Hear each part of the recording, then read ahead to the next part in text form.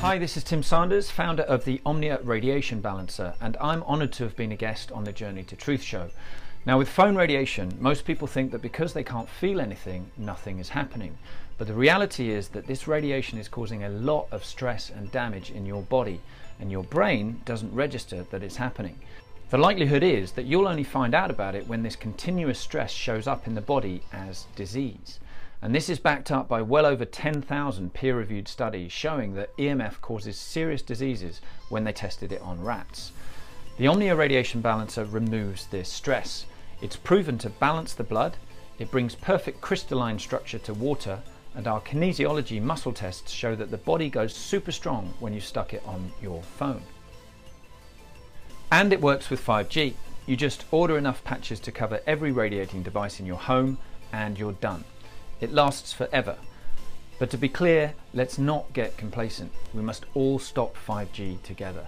So big thanks and big love to Tyler and Aaron. Click on the link below and you can quickly and permanently bring balance back to your body. Thank you.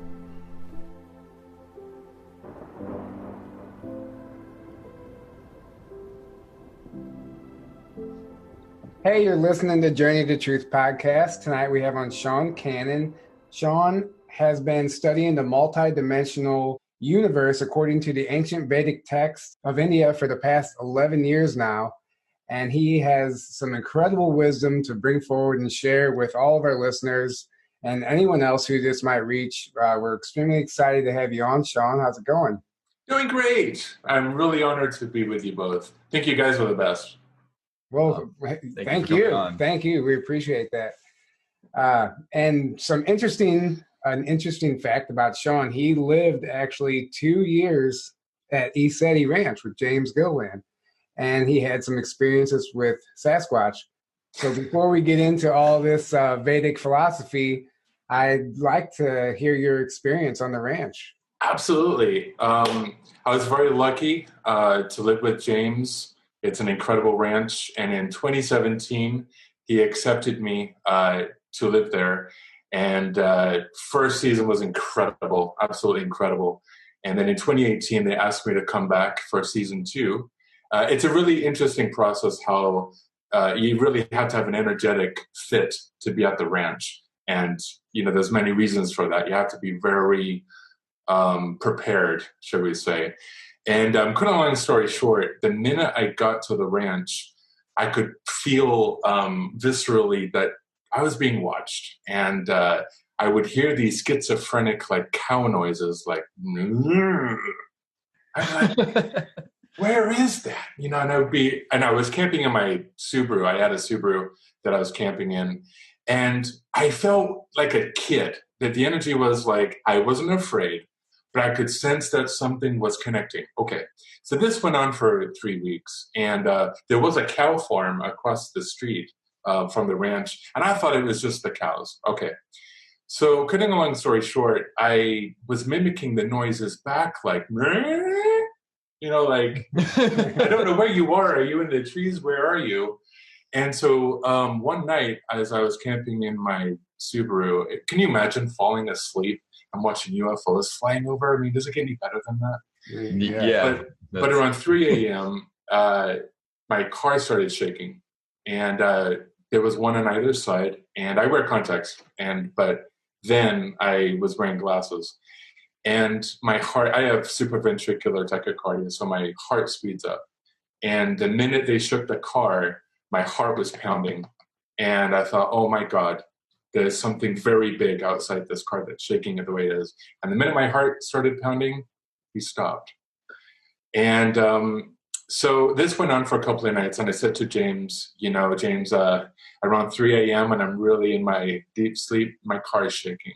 And can I just please sleep in a yurt? So he's like, yeah, you know, no problem, no problem. And so anyway, I moved into one of the yurts when the guests weren't there during the week. You know, when it's empty on the weekends, we can just stay there. And it was such a cool place. And so anyway, one night I heard this, what sounded like a T-Rex running around my yurt. And when those creatures run, the ground shakes. And he kept running around and my heart started pounding. So I thought, oh my God, this is it.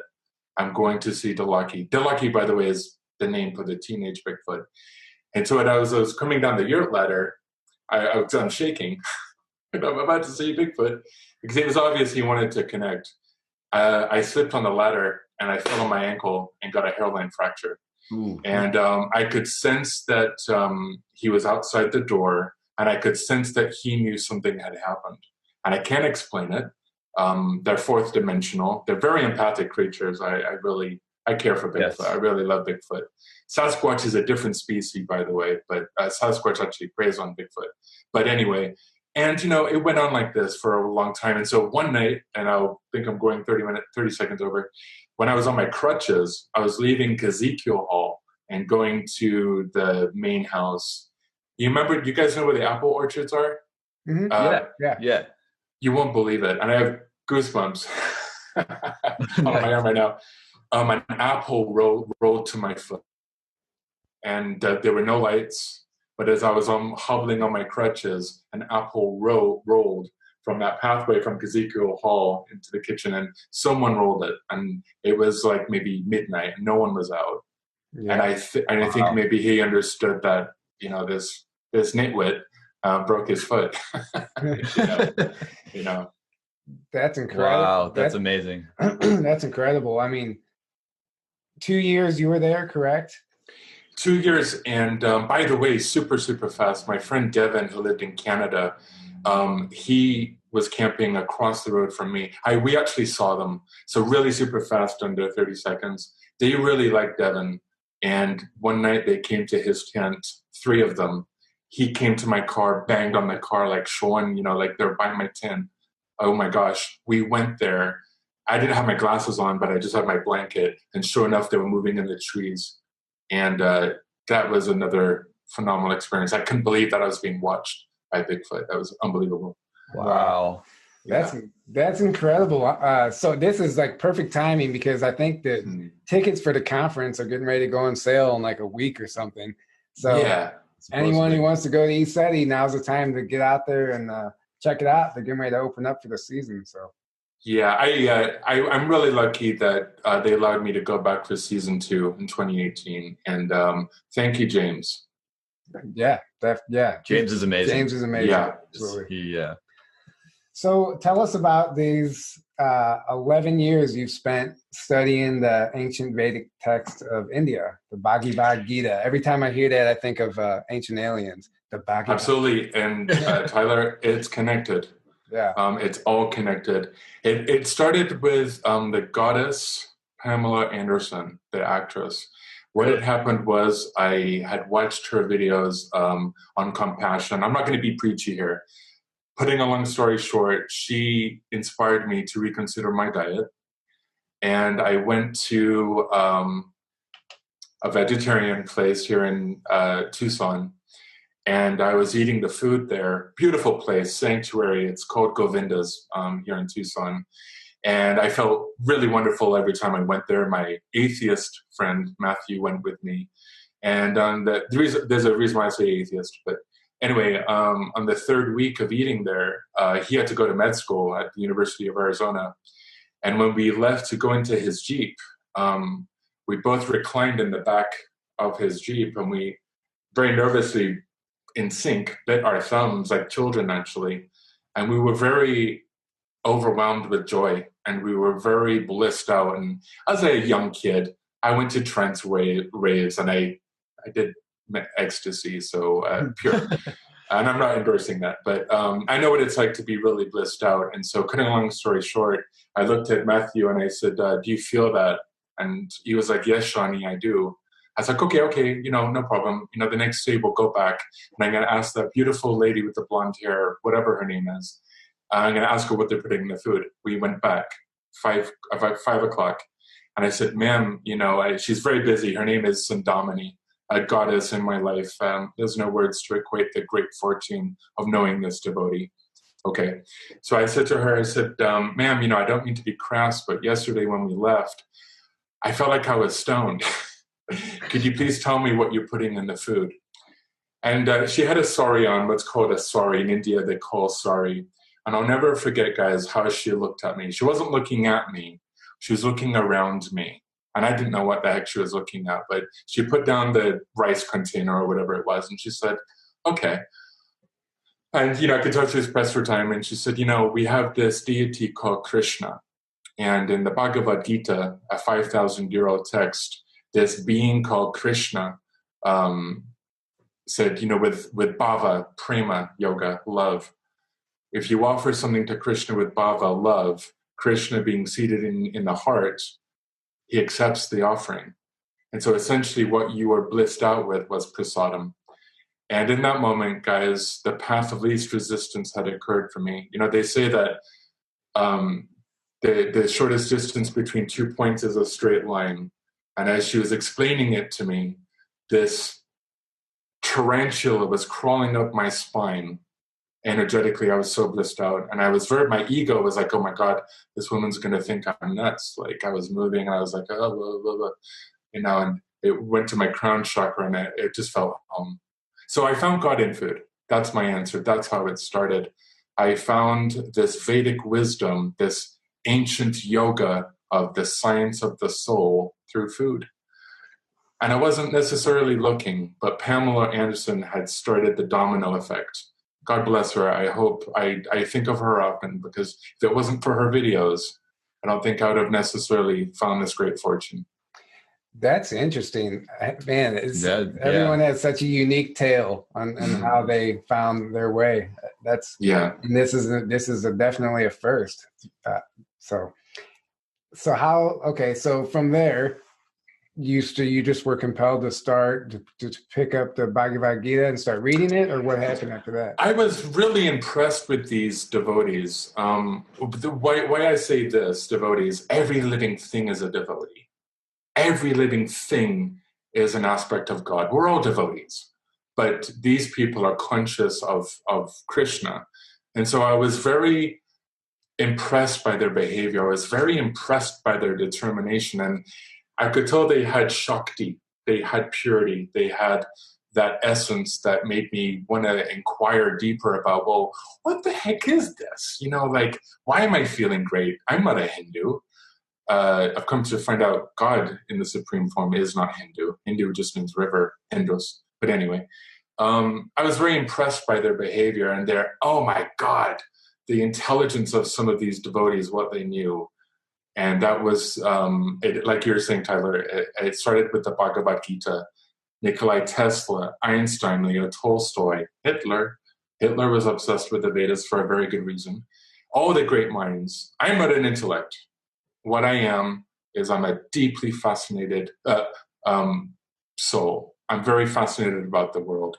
And so I was able to be surrounded by such great Krishna or bhakti yogis that were liberally distributing this knowledge of the ancient science of the self.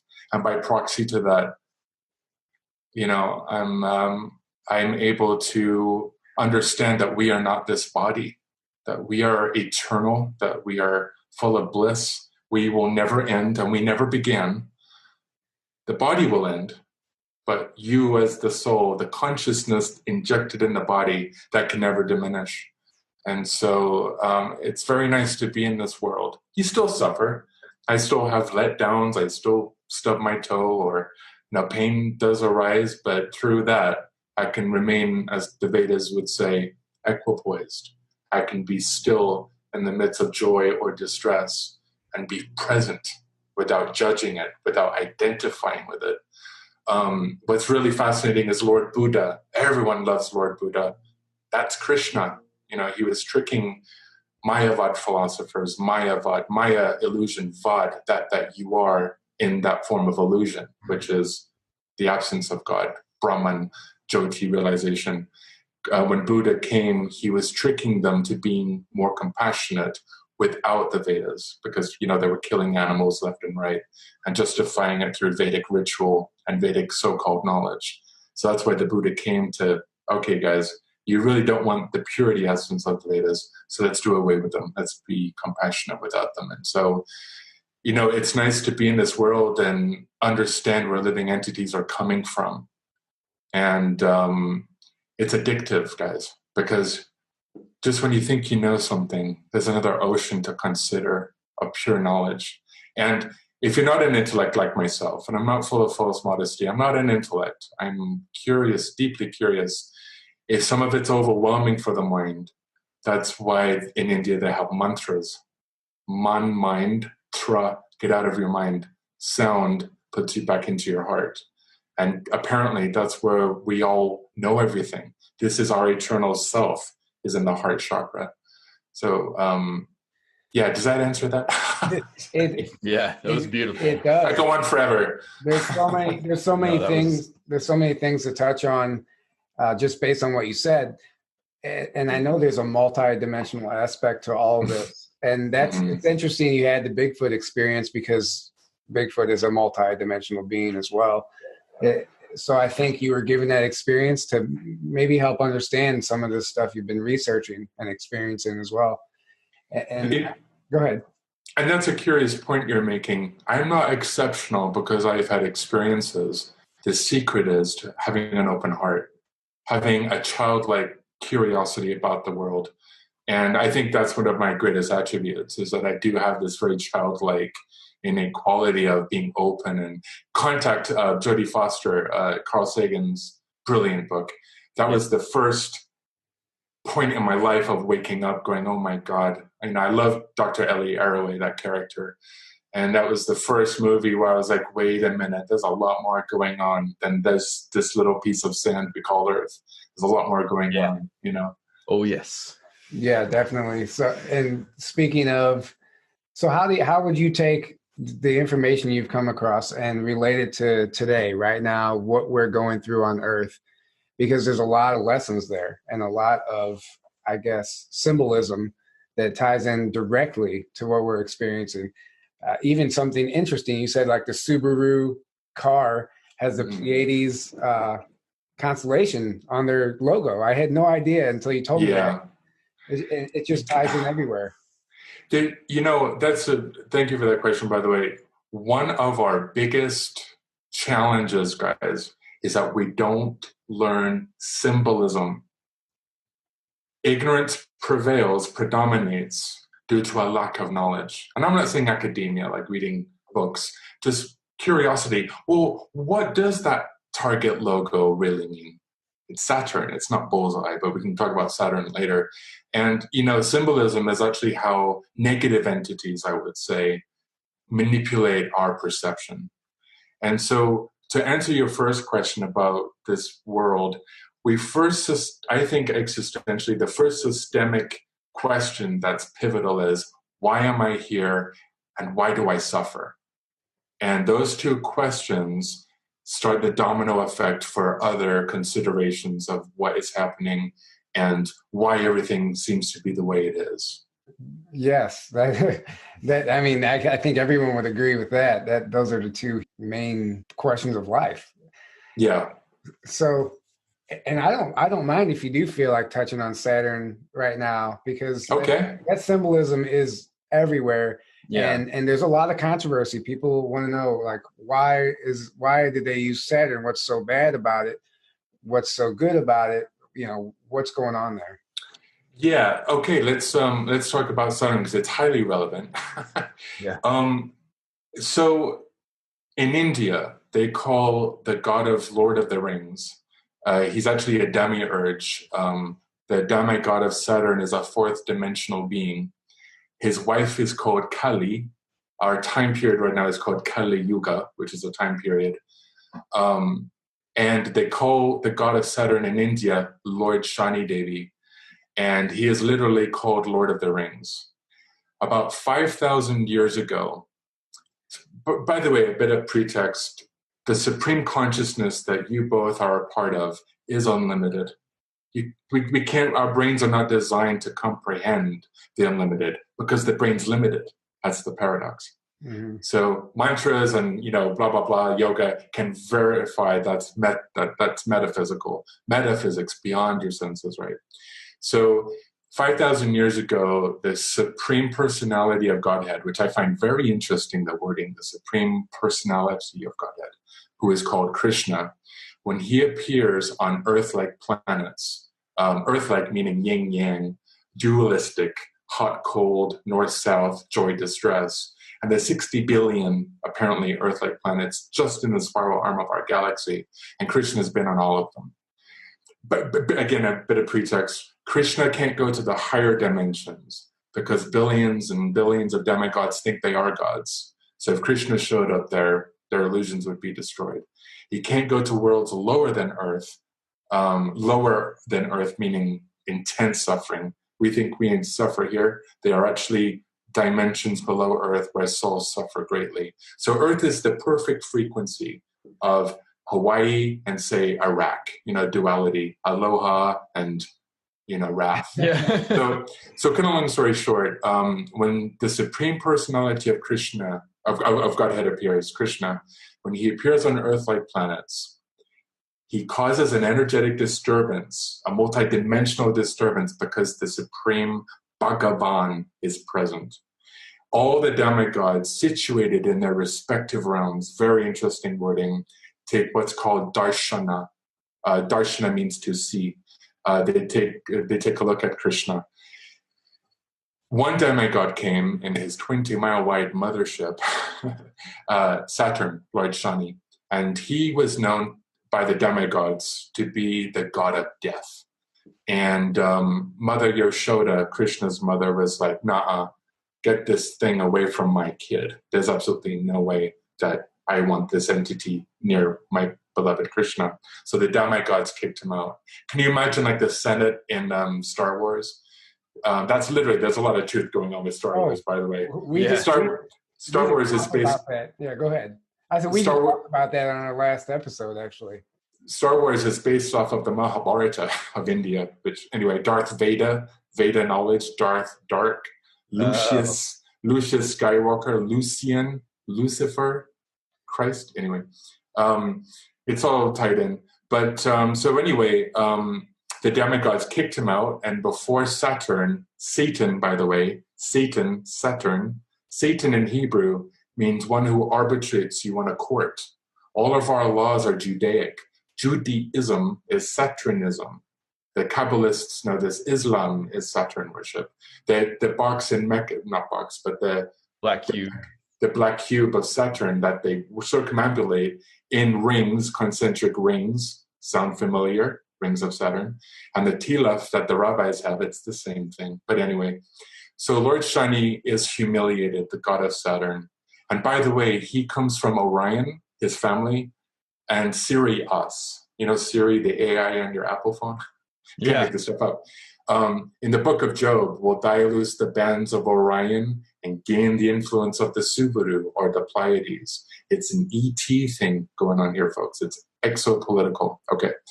So Lord Shani is humiliated, and he caused such an energetic disturbance. He conjured a very confidential, we can talk more about this, the absolute nature of the Supreme. He conjured the most confidential aspect of Krishna, or Mahavishnu, called the Para-Atman, which means the super soul. And this is God consciously located within every single atom and every single heart chakra. The quantum theory, when we look at atoms, they behave like this. When we don't, they're in their own world. It's spooky at a distance, Einstein said. That's Vishnu, because he's dreaming this material causation into manifestation. God, it's delicious. So anyway, he conjures the super soul, Mahavishnu, and Mahavishnu appears to him and essentially says, what's going on with you? Like, why are you behaving like this? And he said, Lord, I just wanted to see you. I just wanted to be with you. It's almost like that George Harrison song, I really want to see you. Really want to, Hare Krishna. Yeah. There's a reason why George put that in there. So what we learn from this Veda means knowledge, to know, not to believe, to know. That becomes self-evident. That's what Veda means. We learn from this Veda that hurt people hurt. Demons cause suffering to match their own energetic frequency of suffering. Wow. Makes sense, right? Yeah. So the planet was shaking more or less because Saturn was he was this close to seeing Krishna, this close. So Mahavishnu appears and he says, look, I'm very touched by this, but I won't change what you've done. You can't change what you've done, but there is something that I can do. When I leave in my Bhagavan form Krishna, your wife Kali will reign. The Kali Yuga, Kali. And Google Kali Empire State Building, because the Illuminists projected her onto the Empire State Building for a reason. Okay. And this age will be so monstrous. Consciousness will be at an all-time low. Materialism will prevail. No one will want to know me in truth, the Supreme Person. So how about this? Instead of being the god of death, why don't you become the god of karma? Wow. So what we learn about that, this is why Saturn is really important in people's birth charts. Lord Shani, this demon, this ghastly beast, Yahweh, Jehovah, he's the demiurge of the Old Testament. And by the way, this wrathful, vengeful God, like what he's essentially saying to the Israelite, the people, did I not tell you not to do this? Don't do that. I have a chance to make it right, and you're screwing up. That's why he's angry. He has a nature. Very interesting stuff. And this is why I think it's so important that people understand there is a supreme person that we all come from, and trillions of demigods in the multidimensional multiverse that are trying to be him. And by the way, that's not so far out, because I've met humans that think they're God. So as above, so below. To me, that doesn't contradict. So Lord Shani Devi is should we say the Cabal? Oh, by the way, do you know about the South Pole of Saturn? How it makes an all-seeing eye? You should Google image it. No. And the North Pole of Saturn is a permanent Star of David. You should Google image this. It's a hexagon. Hexagon. Yeah. But I guess when you connect that, it's. And Lord Shani Devi, so when you see like Lady Gaga or Madonna doing this, that's the South Pole of Saturn. You should Google image it. It's fascinating. And that's the dollar. That's the eye on the dollar bill. That's the all-seeing eye. Is the South Pole of Saturn? Okay. And what I've come to understand from my own journey, and I don't mean to make any offenses to anyone. I don't like offending people. It's not my thing. But I think there was a beautiful being that came from the Pleiades, just like the Book of Job said. I think his name was Isla or Yeshua. Why? There's temples of him in India. Guess what he learned? Bhakti, the kingdom of God, Vishnu, is in the heart. That's when the Catholic tradition, he's showing you the heart, yoga of the heart. This is why his life is missing from the Bible. I think Lucifer,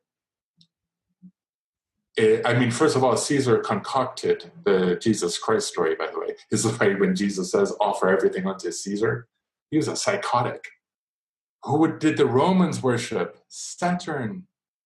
The whole corporation of Saturn, Judaism, Islam, Christianity, or Luciferianism, in my personal opinion. I think Jesus Christ, the greatest story ever told. That's the cremation of concern. Mm-hmm. You tell a story, and it's up to these idiots whether or not they believe it. And I don't mean to make offenses there, but what I mean to say is I think Lord Shani, Saturn, sent his kid here to raise the vibration, and apparently in some circles, Lucifer or Jesus is the higher octave of Saturn. So Saturn represents darkness and light. Welcome to the third dimension. That's why his wife Kali, Saturn's wife, Satan's wife Kali, keeps our planet in the bandwidth of the third dimension. So fascinating. This stuff, like those rings, there's an interesting book called The Ringmakers of Saturn. And you can actually get the PDF online. And there's images of these Earth-sized plasma vehicles generating the rings. You know the movie Lord of the Rings? Yeah. They make movies about this entity. Every symbolism goes back to mostly. Lord of the Rings has the all-seeing eye. Yeah, it sure does. It is. It's like that's like the big evil thing in Lord of the Rings. So how do these? So the Illuminati, the Cabal, whatever you want to call them, we see this Saturn symbolism everywhere. Yeah. How do they benefit from putting that symbolism out everywhere to basically infiltrate our minds? How does that benefit them? Oh my God. So to answer that, our brain subconsciously moves 400 billion bits of data per second. Subconscious. Conscious lobe, our brain moves 2,000 bits of conscious data per second. You tell me, Tyler, where do you think we are really in our head? We're right here. So subconsciously promoting the symbolism, if it's Madonna's Super Bowl, where she's openly doing the Baphomet thing, and the all-seeing eye of Satan, and Lady Gaga doing her MK Ultra stuff. What's the benefit? They're getting us conditioned for the complete totalitarianism of their religion. And they're getting us, and I think the young kids are very conditioned by it. They don't even blink, and they don't understand it. And I wonder how many of the people who are, okay, let's say Madonna is mind controlled. I wonder if she, or if a lot of these celebrities we see, I wonder if they actually understand the true meaning behind what they're actually promoting.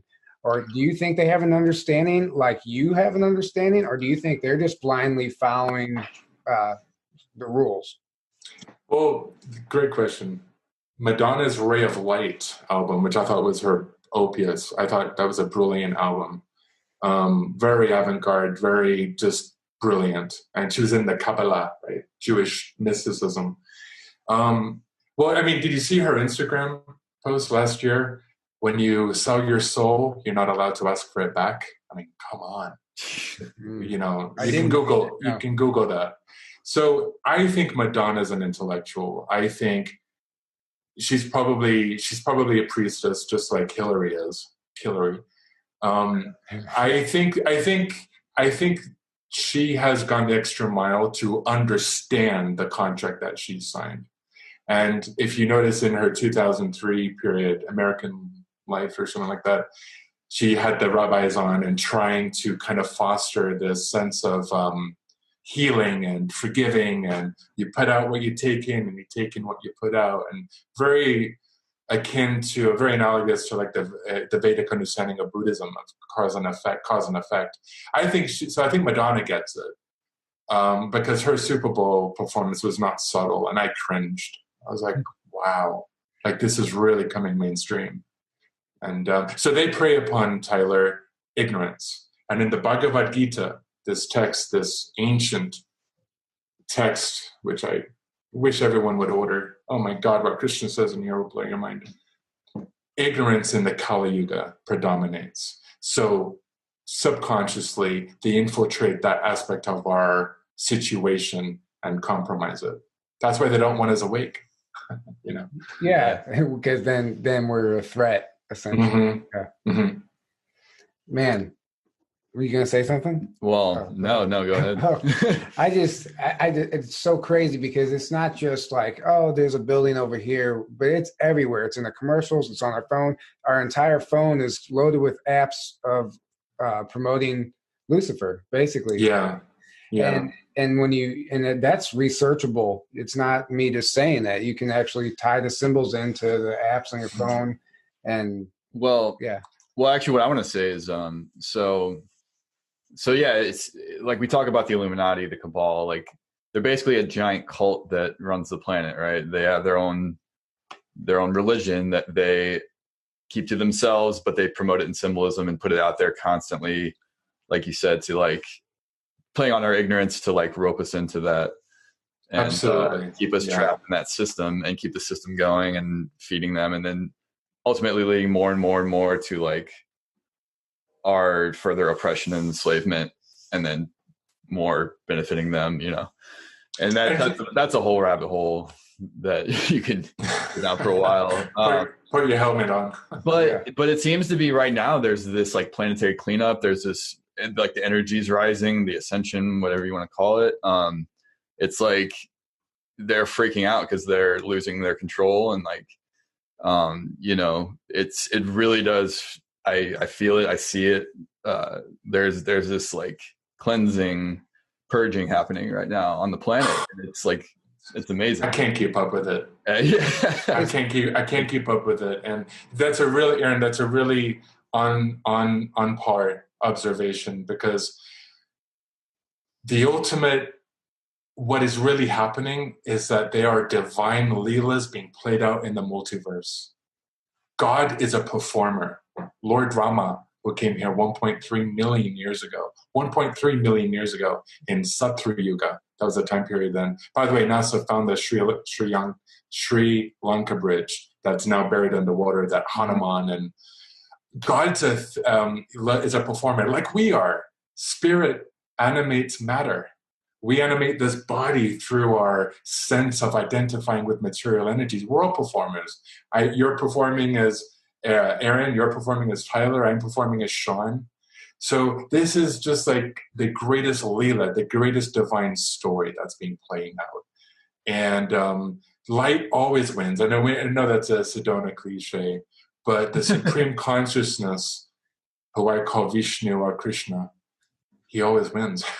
So tying this back to the ascension, sorry, Aaron. No, go ahead. So are you ready for this? For all this grains of sand on it, this is what the Vedas say, and it's important for folks to know that for the sake of time, I'm not going to quote where it is in the book, but I'll give you the gist. For all the grains of sand on Earth, that's how many stars are in one galaxy. Oh my God. And for all the grains of sand on Earth, that's how many universes exist. Universes. Wow. The Vedas say that Vishnu dreams them into fruition. He dreams them into manifestation. And we can elaborate why that is. But essentially, every single star is sentient. There's a residing deity in every star. Our sun god is called Vivishvan. And Krishna first orates the Vedas to him, and then Vivishvan reverberates them outward. This is why meditation, when we go into meditation and we particularly recite certain mantras, we are connecting to pure source. They don't want us meditating. They do not want us investigating yoga because they lose. But Vivishvan, our sun god, he's going through his own transfiguration. In the third dimension, the sun looks like fire. In whatever dimension the sun is really in, it's a solar disk. But in the third dimension, it looks elemental. It looks like fire. And Vivishvan is going through his own transfiguration. I don't know if you guys know, but a micronova is going to come.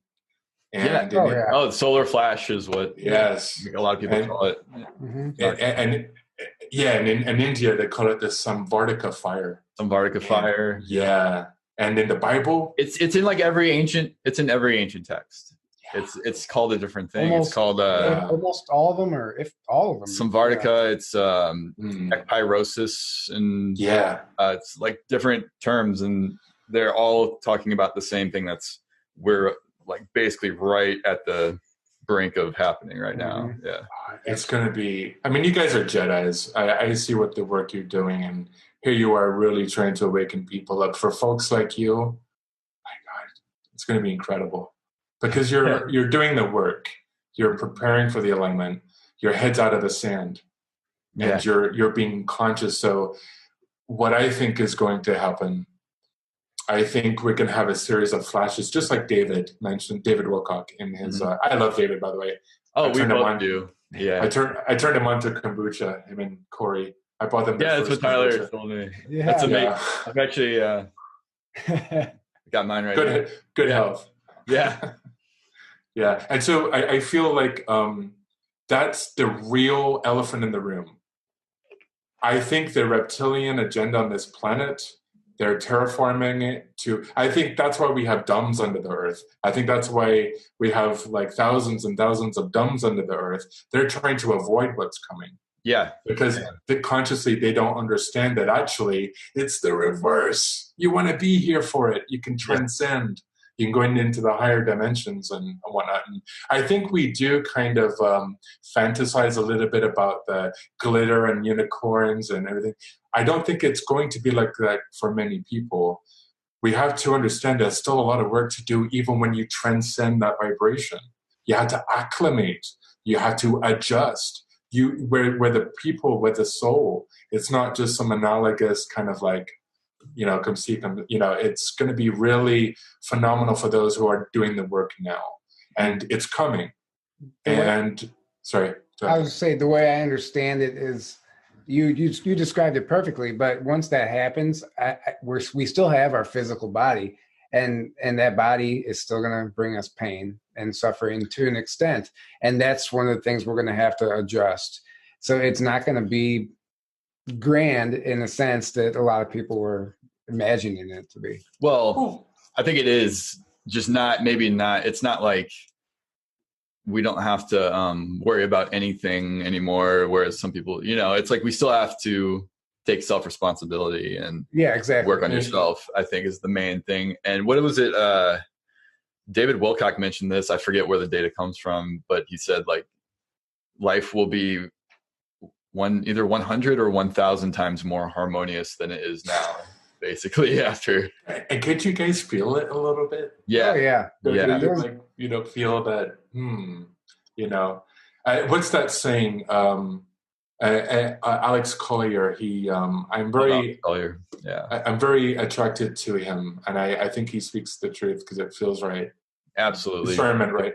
But the Andromedians told him, the love you withhold is the pain you resist. You carry, sorry. Yeah. Lifetime after lifetime after lifetime. Oh my God. So this transformation, it's time to kind of like, as you both are beautifully saying, it's time to do our inventory and to really go in and stay in, not be conditioned by the external illusions, the Maya, as the Vedas call it. There's only one problem. When Arjuna, by the way, Arjuna was an ET. Here he is. He was a hybrid. He was his mom was a human. His dad was an ET. And Krishna is the Krishna. But where was I going with this? Arjuna asks questions in here for our benefit.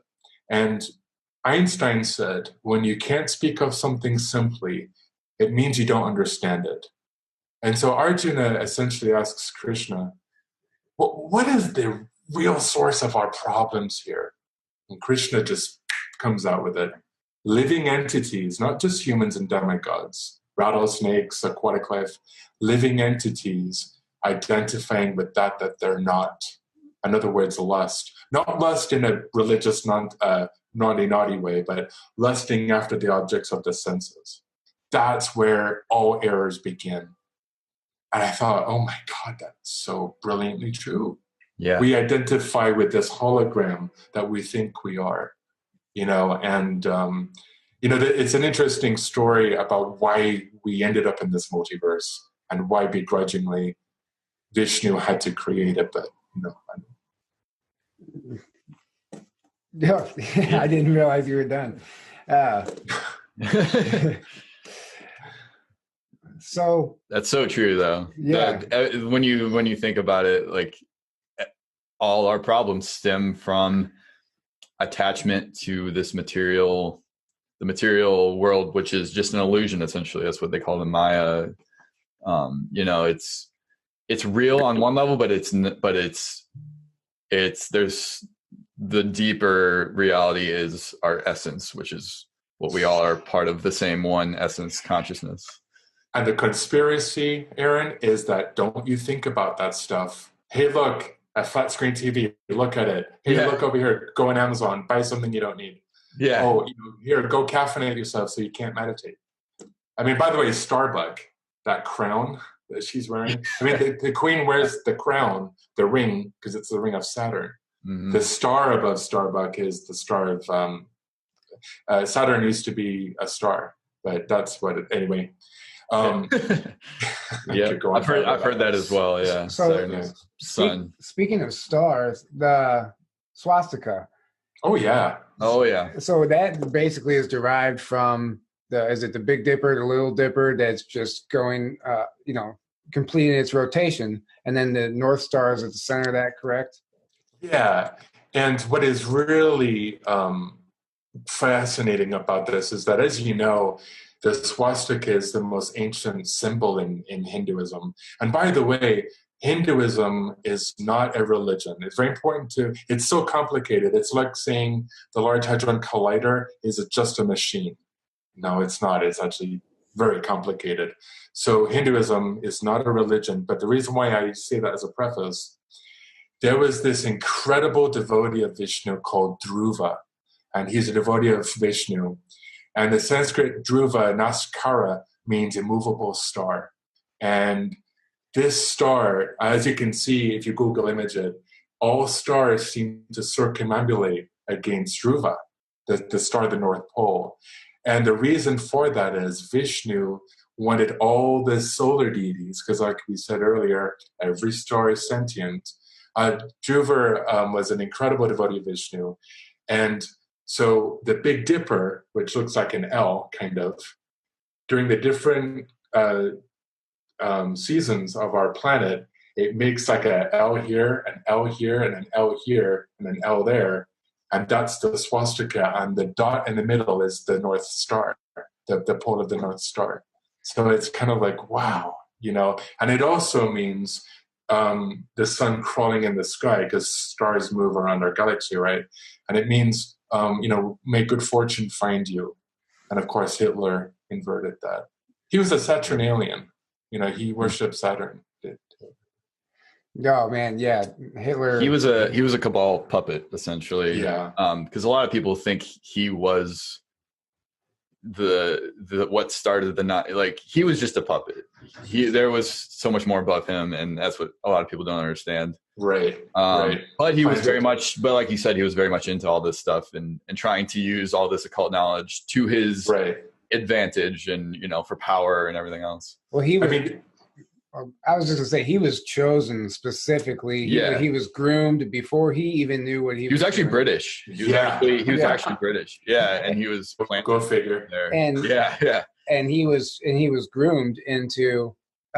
He was basically under mind control, and from what I understood, he eventually his ego took over, and he took it further than what they wanted, what their agenda was, and he kind of took it out of hand, that's the result we all saw. So, and the methamphetamines didn't help him out either. And this just plan began in the 1800s. I mean, this was, it didn't just happen overnight. This was a well thought out plan, right? Yeah. So. And then there's the whole German secret space program aspect. Antarctica, and they named the rocket Saturn. Yeah. Just random. It's just whimsicality, you know. But it's funny because a lot of people, you know, everyone thinks Germany and the Nazis lost World War II, but really they did not. And they had all this secret space program. They had bases in Antarctica. They went on the moon and Mars. And the only thing went out into space. The only thing they actually lost was Germany. They lost like the surface level 3D war, which doesn't mean anything. Yeah, right. It's like it was just like a show, basically. And then half of them came to the United States. Yeah, and then Project Paperclip. They all came and then went to NASA, went to our government and agencies and everything else. Well, I think but buy stuff from Amazon, folks. Go to Starbucks, go to Disneyland. Don't look here. Yeah. You know, you know. I mean, the occult is called the occult for a reason. Occult's a good thing. Well, it's not intrinsically evil. It just means hidden. Cult. It just means it's hidden. not a bad thing. No. If you only buy Apple computers, if you only get your coffee from Starbucks, that's a cult. You know, but the root derivative of cultivation, to cultivate, to propagate, it's a wonderful thing. It can be a wonderful thing, you know, and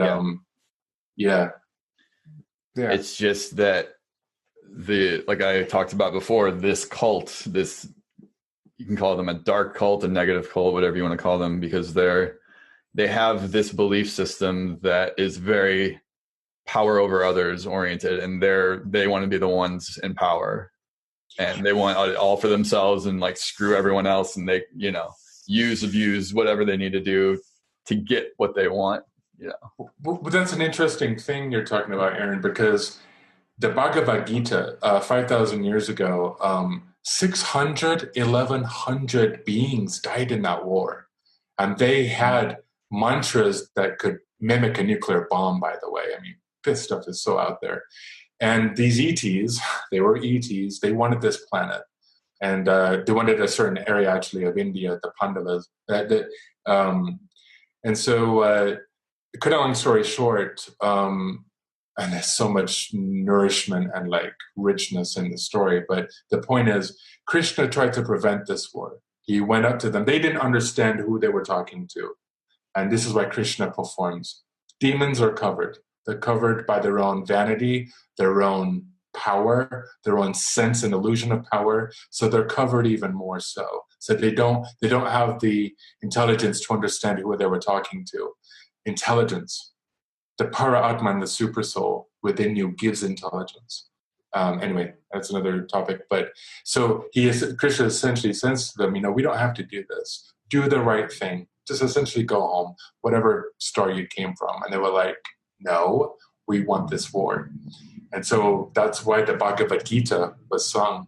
And I don't know if you can see it, but as you can see, they're on a battlefield. There's two opposing sides. Mm-hmm. And Krishna sang the Bhagavad Gita because these demons wanted ownership of this planet. So the more, like Jordan Maxwell says, and I got to meet him last year, that was incredible a couple of times, the more we change, the more we stay the same. And this is why it's so crucial that we shift our focus to the Vedas, to understand what really is and what really isn't. Why are we wrathful? Why are we envious? Why do we have this sense of false propriety over everything? And I think the Vedas could save the planet. And, it's a shame that our education is completely bogus. Oh my God, what these kids are going through, my God. It's not even education. It's indoctrination. Yeah. That's all it is. That's an entire episode in itself. Yeah. It really is. There's so much. I mean, just even the fact of the student loan. So you go, you finish, you graduate, then you have $100,000 in student loans. By the time you actually pay that off, when are you ever ahead? That's the point. So exactly. It's just, that's the point. I tell you something. Our president, there's something very interesting going on with him, and I think it's cosmic related. Agreed. 100%. I 100% agree. I think this man is in tune with something that we won't understand, but he is assigned the position of moving us. Before the supernova event, by the way, micronova, truth, revelation, right? We're in the period of Rev-El. El is Saturn. Mm-hmm. Revelation, truth has to come out before we can consciously move towards the next dimension. And we dodged not a bullet, we dodged a nuclear bomb if the other person got in. But that wasn't our destiny. No. Sure, no. That changed in we definitely did. 2012. Yeah. Right. That's when the timelines merged. Mm-hmm. Which is interesting with the Mayan calendar end date being what it is, 2012. Because it's not the end of the world as was kind of put out there. It was the end of an age, the age exactly. of Pisces. Which was all about domination, control, hierarchy, everything else. According to the ancient Vedantists, they are demigods waiting in line to take birth on this planet right now. Not only have the avatars been here, the supreme personality, the features of the infinite one, but we are the most highly sought after star system in our neighborhood. Not only for the spiritual technology, because the avatars only gift this wisdom to the humans, by the way. Very interesting. Demigods can't have it. You have to take human birth to have the absolute picture. Very interesting, because God plays fair.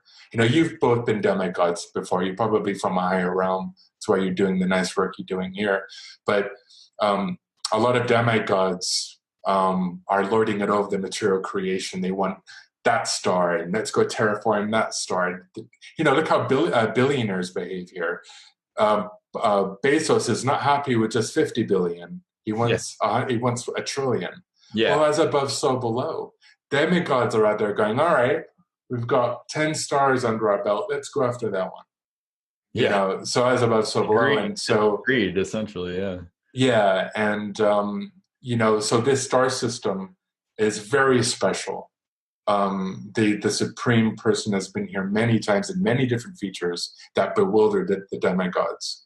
And it's such an interesting time to be here. And to inaugurate this ascension process, So Bhagavan Krishna was here 5,000 years ago, and no one knows of this, you guys. No one's talking about this, but hopefully we may set a precedent on this podcast. A very confidential, esoteric avatar of Krishna appeared 500 years ago. He was just here. When he appeared in India, guess what happened in Europe? The Renaissance began because the Supreme Bhagavan was back. See, this isn't Hinduism. This is everyoneism. That's not a word, but this is about every living thing. This isn't about religion. The Supreme Bhagavan is in love with every living thing. It's all coming from him, him and her. But the point is, he inaugurated, so the Kali Yuga is 430,000 years long. That's when Kali reigns. Within that 430,000 years, there's a 10,000 golden age that, like you beautifully pointed out, Tyler, the Mayas were telling 100 years into that 10,000 year window. And Lord Chaitanya, the golden avatar, Krishna came as Chaitanya. In China, Chi means life force giver. Lord Chaitanya, he moved all around India. He was a beggar. God came as a beggar to perform this Leela of distributing sound vibration to every living thing, to awaken them up to their original position as the soul. And I wonder why this is not taught. I wonder why the mainstream won't put this on, the BBC.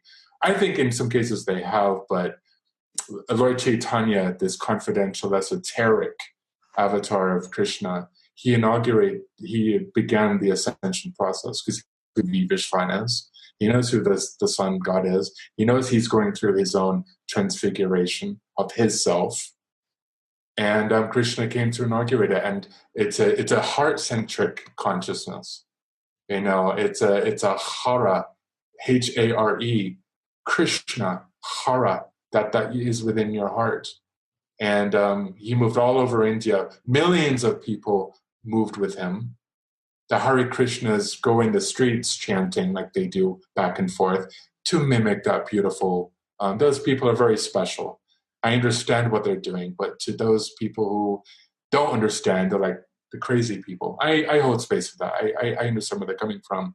But the sound that those devotees are emitting goes into every living entity's ear and into their heart. And at some point, that seed sprouts like a lotus. It's like a lotus in the Ganges River. It comes out through the mud and it sprouts.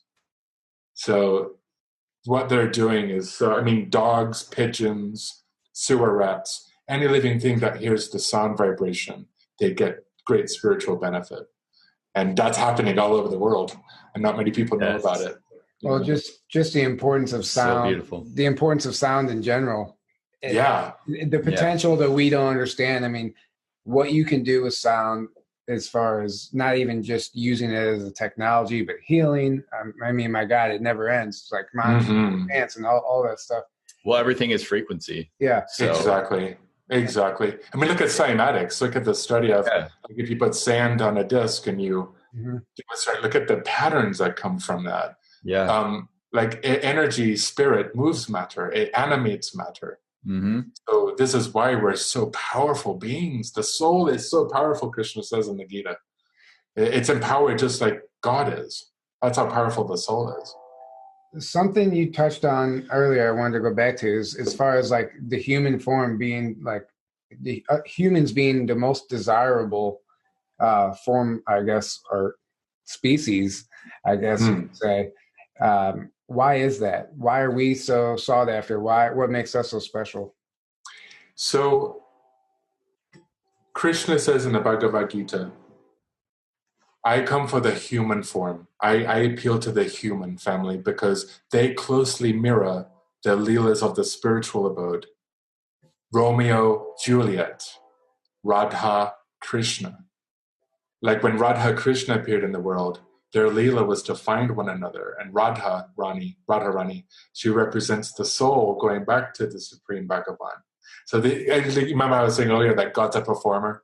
He's like a Shakespearean performer. He just loves performing because, he's God.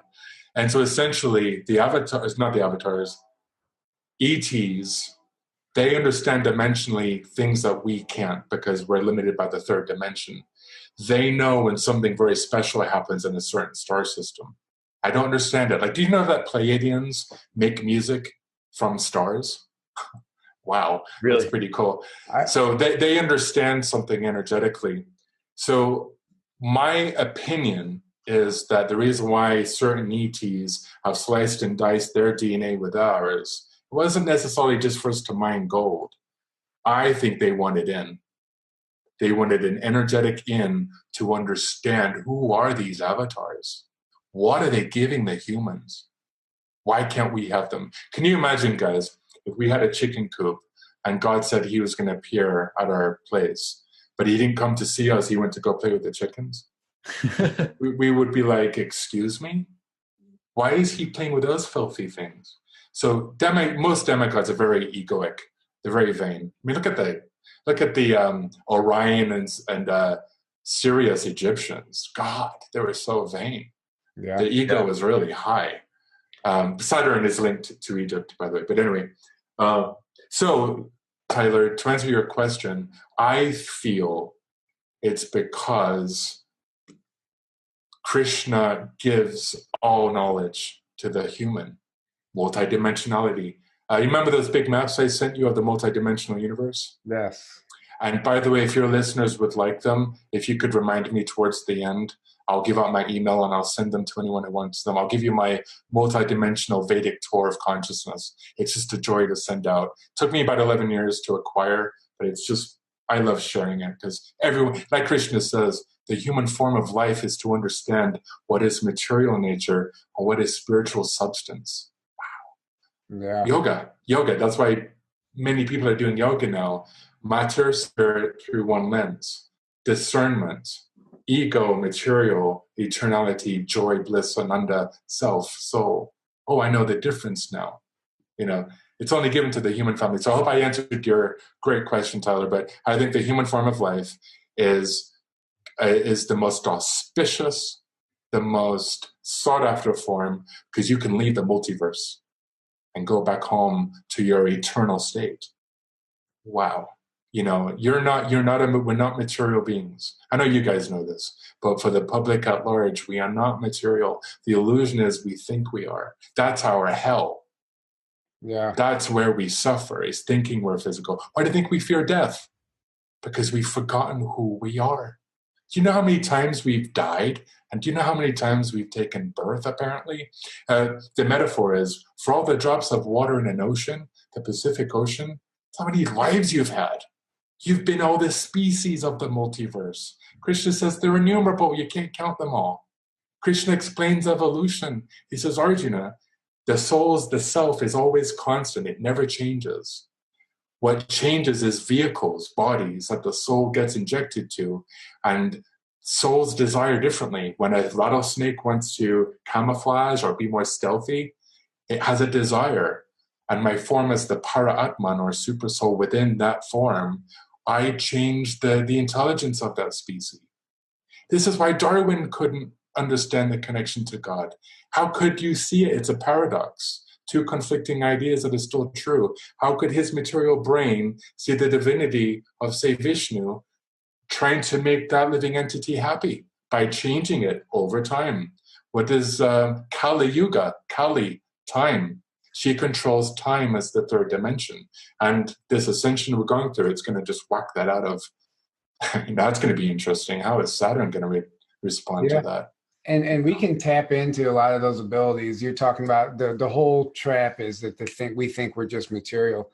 But even just some of my own practices I've been doing, just believing that we're capable of so much more, and the power of manifestation just in your daily life. If you just if you're conscious about that aspect of life, and you basically practice that every day, and you can manifest stuff. You can put yourself on a path and reach a level of happiness that I never thought was achievable at one point in my life. So we have the power now to start making that change. And that's a great point you're making. And the one thing I'd like for your listeners to understand is it takes a bit of tapasya to have a self-realized consciousness. Tapasya in Sanskrit means sacrifice. What are monks doing? What are Buddhists, Hare Krishnas doing? They're controlling their senses. They're getting a grip on their senses. It's your senses that befuddle us, not the energy. It's what we do with the energy that befuddles us. So tapasya means sacrifice. You have to give something up in order to attain something. And 90% of people are like, not for me. I want to go play. That's our nature. The soul wants to play. Krishna says the ultimate source of, another source of suffering of this material energy of mine is that souls are hankering for their eternal pleasure. They're looking for it in the wrong place. This multiverse that I created for you to assume yourself as a separate, which I begrudgingly did. I didn't want to let you go. But love is always unconditional. If you truly love someone, it's unconditional. All right, sweetheart, off you go. Into my Maya, into this etch-a-sketch of unending, May I tell you both a little bit about the three energies that not many people know? Is that all right? Are we all right for time? Please yeah, do. Bring it on. Absolutely. So, and I'm just getting so overwhelmed right now because this is a big deal, and that you're allowing me to share this with your listeners. You guys are very special. So I really love atheists. Why do I love atheists? If their conception of God is just based on the Bible and whatever that is, and they don't have any knowledge of Vedas, hey man, I get you. There is no God. How could there be? However, when you zoom out by the powers of 10 and you see the bigger picture,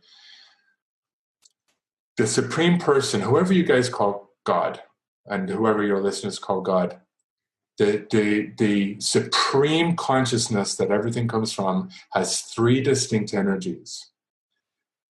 Brahman, which is Krishna's ubiquitous, cosmic, manifest, creational fractal of a trillion verse, a multiverse. Mahavishnu, his form is Vishnu, dreams it. Edgar Allan Poe, the famous poet, once said, "Is all that we see or seem but a dream within a dream?" In order to create separateness, you have to dream it because it's not real, and God's dreaming it as Vishnu. I mean, you can't make this stuff up. So you have Brahman. This is who the Buddhists are merging into. Buddha was giving an impartial realization called Brahman Jyoti, where if you're not attracted to a personal God, you can merge with that light, that nirvana, which just means empty. It's the light covering the eternal spiritual world. So Brahman is the creational fractal of unending desire. And it's so incredible to behind Brahman, you have what's called Para Atman. Atman is soul, Para, super, Para Atman, super soul. This is the supreme localized within every single atom as one being. I mean, this blows my head. And he's also within every single living entity, snakes, birds, aquatic humans, demigods, as one sentient being. And that's either observed in the quantum field. It's very esoteric because you can only meditate on it to understand it, because the paradox again is, how can your brain see it? It's material. You're the soul, eternal, you're not material. So, and then above the Para Atman, you have what's called Bhagavan. That is beyond the material nature. And it is said in the Vedas that if you were to squish all the trillions of universes into a piece of rice, and you hold that piece of rice up to the into the daytime sky, that piece of rice represents the total Om Tat Sat, the complete material energy. But the whole sky, in every which direction, represents the eternal realm, where there's no beginning, no end. And that's what the soul is made of. Sat, Chit, Ananda, eternity, bliss, and knowledge. And that's what God's form is made of. So these three different layers cover reality. Universes are made of this, Brahman. And Krishna is localized within every atom within it as the witness, hidden. Because he doesn't want to intrude upon Jiva's souls. Jiva means souls. He doesn't want to intrude on their separateness. And that goes to the point of, in the eternal abode, God is not controlling. In that realm, there is no controlling. It's unending love. You're creating with God the Leela of love. It's a nice place.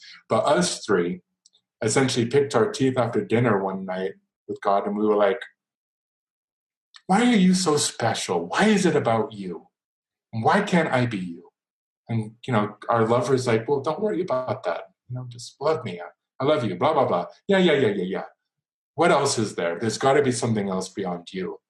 And God's just like, no, don't go there. We went there. And that's why in his form as Vishnu, he dreams these multiverses. And every universe, guys, has an engineer called Brahma. Every universe, string theory, I swear to gosh, quantum physics and the Vedas, one's math, one's Sanskrit. They're saying the same thing.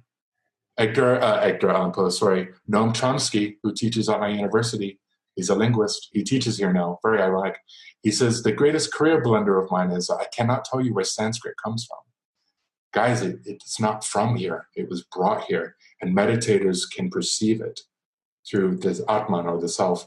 And so as trillions of universes are dreamed into existence, we left Krishna or Vishnu as Brahma. You both have engineered your own universe separate from source. That's how you leave God. This is why there's unlimited universes. And that's why, as scientists have conferred, most of it's empty. Well, not necessarily. Dimensionally speaking, we can't perceive the higher dimensions because this computer is made of 3D. We can't comprehend a Pleiadian. They're 5D apparently. Everywhere you look, there's paradoxes. Everywhere you look, there's paradoxes. But even Brahma, when you leave God from the spiritual world and you assume the form as Brahma, you really think you are God. You localize every galaxy. You localize every living entity. But like Shiva's a very powerful energy. By the way, they have Shiva outside the Large Hadron Collider. Did you know that? Yeah, Mm-hmm. yeah. And I'm being very conscientious about time because I could go on forever, but I'd love to explain that. But so Shiva is a form of Vishnu because nothing in the material universe lasts. It's ephemeral. It begins, it ends. Sean took birth. He's getting close to the middle point. Well, no, I'm young, but the point is, at some point, I'll have to give it up.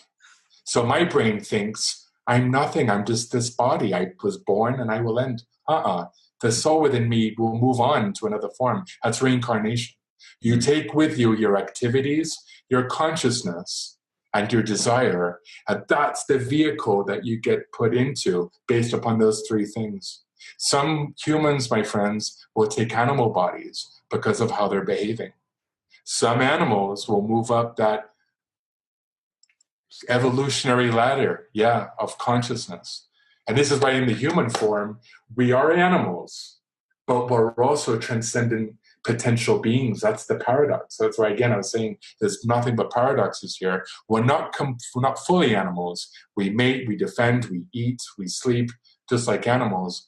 But we have a software that the avatars personally reawaken within us. And this is why demigods are like, who the heck do those people think they are? Why won't he give it to us? Back to, just to get you back on topic to Shiva. Shiva. No, that's absolutely beautiful. Honestly, I could listen to you talk all night. You're the only one. I could too. Call me. Yeah. No, but I'm just curious, your understanding of why Shiva is in front of. Are you ready for this? Yeah. Yes. And I mean, listen, you guys. The reason why honest people, not cliche Vogue people that just say things to be cool, but the real understanding from India, Namaste, is because these meditators know that there's God in your heart. Namaste. May I serve you with kindness and love. God is watching me right now. They know that. So my point is, so Lord Shani, Saturn, guess who he meditates on? So Shiva, there's three modes of material nature. When Emerson read the Bhagavad Gita and he went to Walden, Thoreau went to Walden, they read the Bhagavad Gita, the one I sent you, Tyler, and they went, oh my God, God is everywhere, because they read the book. So Saturn, he is in the mode of passion. He's wrathful. He wants to be, he's got his own personality. Brahma upholds passion, Vishnu upholds goodness. 3 modes of material nature. I wish everyone would Google this and really go deep with this.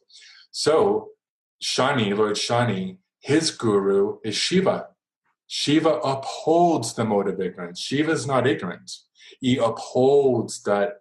That's why, he looks stoned a little bit in his paintings. He's just like, hey, dude.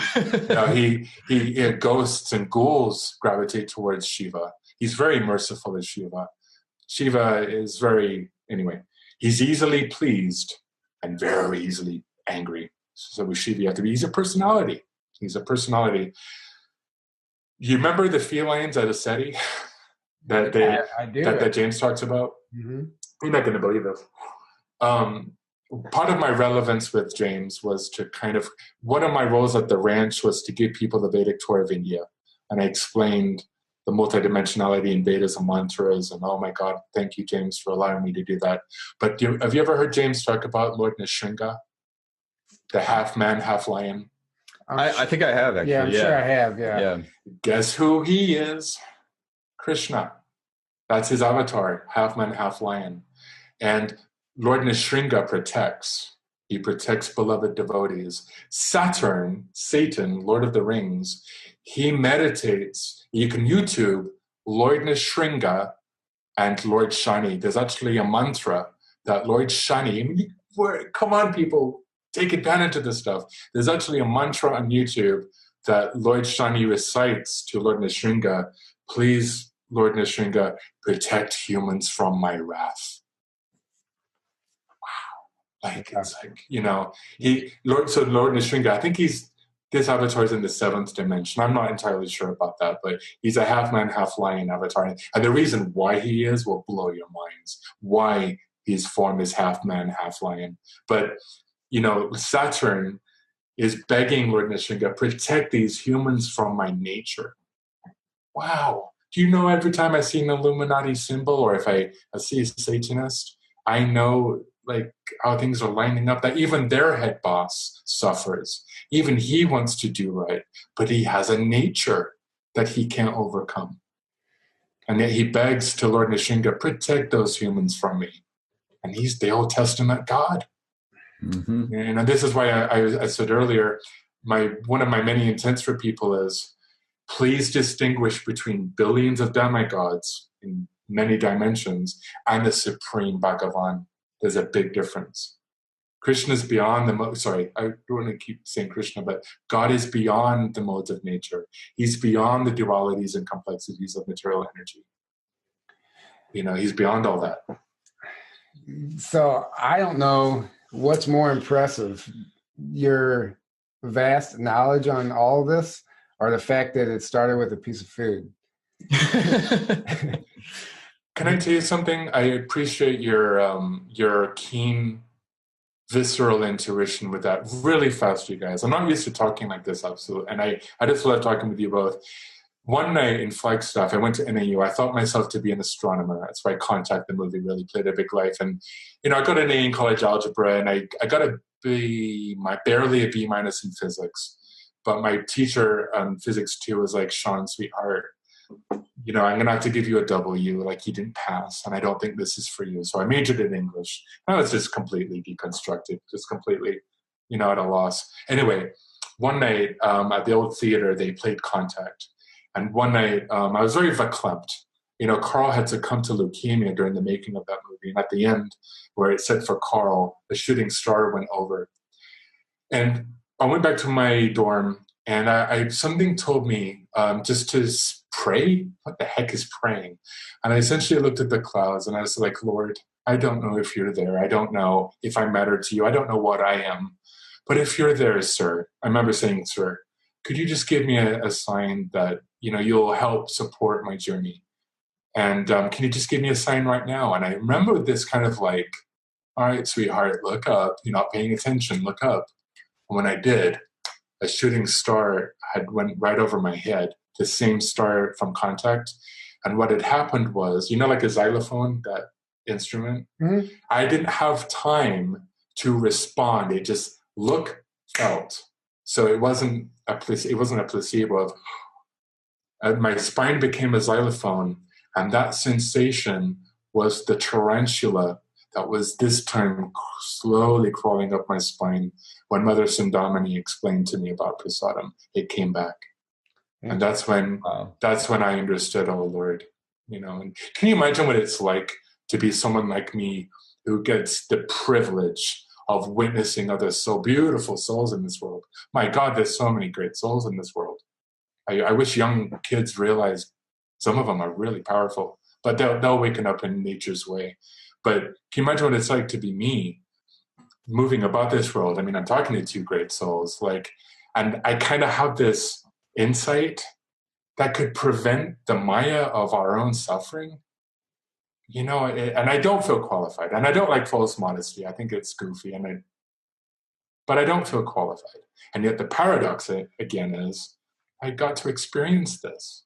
And it's kind of like every day I wake up, it's like, it's my prayer is, dear sweet one, I call Krishna a sweetheart because he is, or God, you guide me to those souls. I don't know what I'm doing. I don't know my left hand from my right hand sometimes because I'm a double Gemini. So that means double airhead.